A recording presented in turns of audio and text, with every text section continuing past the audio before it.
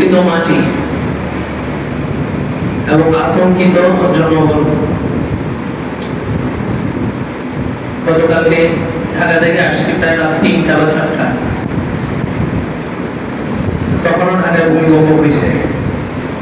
বিকালে একবার হয়েছে, রাতে একবার হয়েছে, আবার 8 দশমিক কত হওয়ার সম্ভাবনা দিছে শুধু ঢাকাতে। আর 5 তারিখের আগে মনে হয় 9+ হবে পুরো দেশে। এটা বিজ্ঞানের গবেষণা। আর আল্লাহ বলেন, তোমরা যদি সতর্ক হও তো আমি আযাবকে উঠায় নিব। এটা হচ্ছে আল্লাহর ঘোষণা। বিজ্ঞান তথ্য মিলে, সূত্র মিলে একটা তথ্য প্রকাশ করে, আর আল্লাহ বান্দার আমলের মাধ্যমেই সূত্র তৈরি করেন। বিজ্ঞান যে সূত্রের মাধ্যমে বলছে ভূমিকম্প হবে, ওই সূত্রটা আমরা নিজেরা হাতের কামাই দিয়ে তৈরি করছি। আল্লাহ কোরআনে বলেন, যাহারাল ফাসাদু ফিল বাররি ওয়াল বাহরি বিমা কাসাবাত আইদিন নাস। ভূপৃষ্ঠে যত কিছু হয়, যত সমস্যা হয়, সবকিছু মানুষের হাতের কামাই। তো সূত্র তৈরি করছি আমরা, আমলের মাধ্যমে সূত্র তৈরি করছি। তওবার মাধ্যমে সূত্র যদি ভঙ্গ করি, আল্লাহ তাআলা ভূমিকম্প থেকে হেফাজত করবেন। জমিনটা আল্লাহ তাআলা ভূমিকম্প দিয়া জাতিকে মেসেজ দেন যে যেই জমিনের উপরে তুমি মানুষের তন্ত্র প্রতিষ্ঠিত করতে চাইতেছ, ওই জমিনও তোমার কথা শুনে না, আমার কথা শুনে। 9 বিজ্ঞান বইতে বিজ্ঞান 2টা তথ্য দিছে ভূমিকম্প হওয়ার। বিজ্ঞান বলে পৃথিবীর নিচে কিছু প্লেট আছে, এই প্লেটগুলো নড়াচড়া করে। নড়াচড়া করার কারণে 2টা অবস্থা তৈরি হয়। একটা হচ্ছে প্লেটে প্লেটে বাড়ি খায়, তখন জমিনটা প্রকম্পিত হয়। আরেকটা হচ্ছে প্লেটগুলো সরে যাওয়ার কারণে ভূমি ধস হয়, মাটি নিচে নেমে যায়। এটা 1 নম্বর ব্যাখ্যা। 2 নম্বরে সায়েন্স বলে যে জমিনের নিচে হচ্ছে গরম, উত্তপ্ত। কারণ হাদিসের ভাষ্য অনুযায়ী পৃথিবীর নিচে কি আছে? জাহান্নাম আছে। এবং বিজ্ঞান একটা সময় এই পৃথিবীর ভিতরে কিছু রাসায়নিক পাইপ ঢুকে কিছু চিৎকারের আওয়াজ রেকর্ড করছে, যেগুলোর ভিডিও চিত্র এখনো আছে। তো সেগুলো জাহান্নামীদের একটা চিৎকারের আওয়াজ।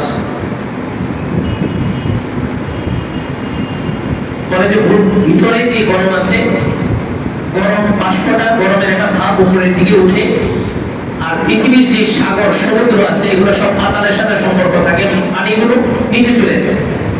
ওই পানি আর গরম বাষ্প, গরমের ভাব লেগে ওখানে একটা বাষ্প তৈরি হয়। এই বাষ্পটা ব্লাস্ট হয়, তখন একটা পৃথিবীতে কি হয়?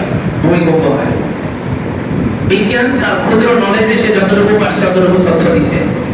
এই বিজ্ঞানকে যদি আপনি প্রশ্ন করেন, প্লেটগুলো নড়াচড়া করে, এই প্লেটগুলো তো মানুষ না, তাহলে এগুলো যে নড়াচড়া করে, এগুলোকে নড়াচড়া কে করে? তো সে বলে যে এমনি করে।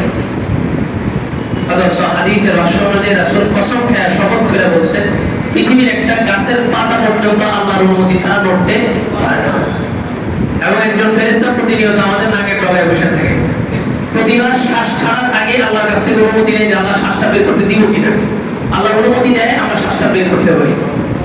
আবার যখন অক্সিজেন টানি, তখনও সে আল্লাহর কাছে আদেশ চায়, অনুমতি চায়। প্রত্যেকবার অনুমতি দেয়, তারপর আমি শ্বাস নিতে পারি, ছাড়তে পারি। দিনে রাতে পালাক্রমে 20 জন ফেরেশতা প্রত্যেকটা মানুষের সাথে থাকে। 2 জন ঠোঁটে, 2 জন চোখে, 2 জন কানে, সামনে পিছে ডানে বামে উপরে নিচে, মোট 10 জন ফেরেশতা প্রতিদিন মানুষের সাথে পাহারা দিতে থাকে। কেউ আমলের কারণে ফেরেশতাগুলোকে শক্তিশালী করে, তো বিভিন্ন বিপদ আপদ থেকে ফেরেশতাটাকে বাঁচায় দেয় আল্লাহর হুকুমে। আর কেউ গুনার মাধ্যমে ফেরেশতাগুলোকে দুর্বল করে ফেলে, সামান্য একটা আঘাতেও তার প্রাণ চলে যায়। তো এটা হচ্ছে বিজ্ঞানের গবেষণা। বিজ্ঞান বলে ভূমিকম্প এই কারণে হয়। আর আল্লাহ বলে, আফাহাসিবতুম আন তাদখুলুল জান্নাহ ওয়ালাম্মা ইয়াতিকুম মাসালুল লাযীনা খালাউ মিন ক্বাবলিকুম মাসাতহুমুল বা'সাউ ওয়াদ-দাররা ওয়াযুলজিলু হাত্তা ইয়াকুলা আর-রাসূলু ওয়াল্লাযীনা আমানু মা'াহু মাতা নাসরুল্লাহ আলা ইন্না নাসরাল্লাহি করিব।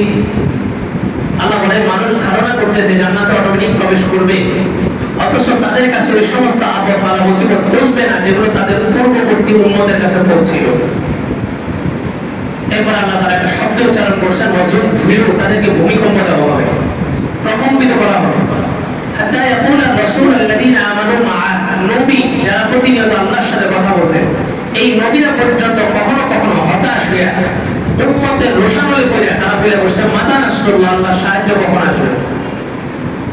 এরকম কঠিন বিপদ শুরু হয়ে গেছে, আর আমরা সামান্য একটু দোয়া পেয়েই হতাশ, দোয়া কাজ হইতেছে না। অথচ নবীরা পর্যন্ত হতাশ হয়ে কি বলছেন, মাতা নাসরুল্লাহ, আল্লাহ সাহায্য কখন আসবে। ঠিক ওই সময় আল্লাহ বলছেন, আলা ইন্না নাসরাল্লাহি করিব, আর একটু ধৈর্য ধরো, আল্লাহ সাহায্য চলে আসছে। আল্লাহ বলেন, জমিনের মধ্যে আমি ভূমিকম্প দিব, এটা মানব জাতির জন্য পরীক্ষা, অ্যালার্ট। আর হাদিসের মধ্যে, শেষ জামানার হাদিসগুলোর মধ্যে আছে, শেষ জামানায় ভূমিকম্প অনেক বেড়ে যাবে।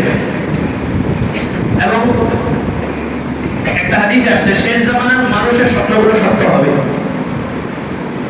আমরা এবার ওমরার সফরে, আমি সহ আরো 2-3 জন একটা বিষয় নিয়ে ইস্তেখারা করতেছিলাম। ইস্তেখারা মানে জিনিসটা ভালো হবে না খারাপ হবে। তো সেদিন রাত্রে আমরা কয়েকজন ভূমিকম্প স্বপ্ন দেখছি। যেই রাত্রে স্বপ্ন, তারপরের দিনের ঘটনা বাংলাদেশ ভূমিকম্প। এবং আমাদের স্বপ্নটা খুব ভয়ঙ্কর ছিল, ভয়ঙ্কর আকারে ভূমিকম্প দেখছি। আমরা ভাবছিলাম যে বিষয়টা নিয়ে আমরা ইস্তেখারা করছি, ওই বিষয়টার মধ্যে মঙ্গল আল্লাহ তাআলা রাখেন নাই। কিন্তু পরদিনই কি হয়েছে, বাংলাদেশে ভূমিকম্প হয়েছে। এবং দেশে আসার পরে 2-1 জনের কাছে শুনছি ওনারাও ভূমিকম্প স্বপ্ন দেখছেন। এটা হাদিসের ভাষা। আল্লাহ রাসূল বলেছেন, শেষ জামানা স্বপ্নের মধ্যে উম্মতকে সতর্ক করা হবে। তো গতকাল ঢাকায় আসতেছি, তো দেখলাম যে অনেকেই ঢাকা থেকে গ্রামে চলে আসতেছেন ভূমিকম্প থেকে বাঁচার জন্য।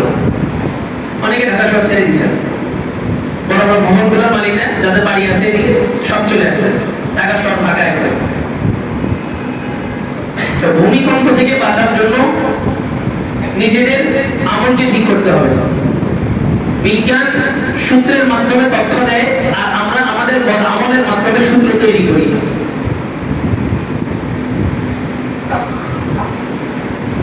আমাদের ঈমানকে যদি মজবুত করতে পারি, 2টা আমল আমাদের হাতে থাকবে, 2টা আমল যদি রাখতে পারি, তো 9 কেন 90 দশমিক পার হইলেও ইনশাআল্লাহ কোনো ক্ষতি হবে না।